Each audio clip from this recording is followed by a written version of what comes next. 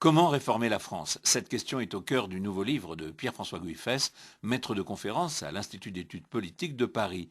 Des pistes pour réformer sans aller à l'échec. Pierre-François Guiffès. La réforme, la volonté de l'autorité politique de changer la société, c'est une martingale de la vie publique française. On s'interroge à l'infini sur la capacité de la France à se réformer ou son incapacité à se réformer. Il y a eu une séquence politique récente sur ce thème. Donc ce que j'ai voulu faire, c'est regarder dans l'histoire récente de la France si l'on pouvait voir des traits communs, notamment par trois exemples d'échecs emblématiques.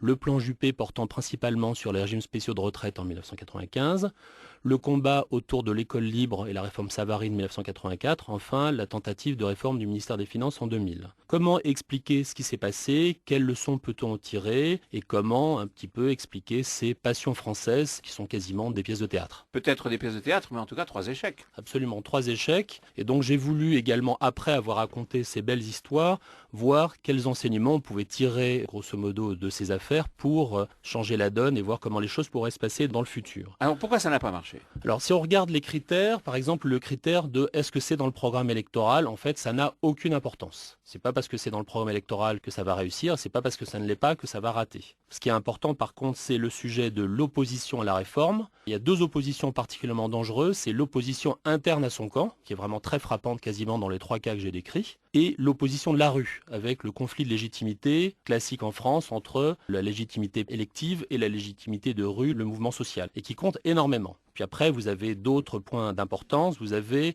la capacité de l'exécutif politique à maintenir, que j'appelle le fonctionnement normal de la société, à éviter des désagréments qui, quand ils deviennent insupportables, mènent le gouvernement finalement à reculer devant cette réforme et donc se trouver d'ailleurs dans une situation politique très difficile après cet échec. Pierre-François Guiffès, est-ce qu'il y a une martingale à jouer au moment où l'on veut entreprendre une réforme? Je pense qu'il y a beaucoup d'importance dans la préparation. C'est-à-dire que si on est bien préparé, on n'empêche pas des aléas, on en rencontre toujours, mais on permet de ne pas vivre qu'avec des aléas. Puis l'autre élément de la potion magique, c'est d'éviter de se trouver dans une situation difficile que j'appelle la crise chaude, qui est constituée par quatre composantes principales: la division de son propre camp, la solidité du camp d'en face, la défaite dans la bataille de l'opinion publique et enfin une situation difficile en matière d'ordre public et de fonctionnement normal de la société. Si on n'arrive pas à échapper à ça, on est très mal. Réforme, mission impossible de Pierre-François Guiffès est publiée par la Documentation française.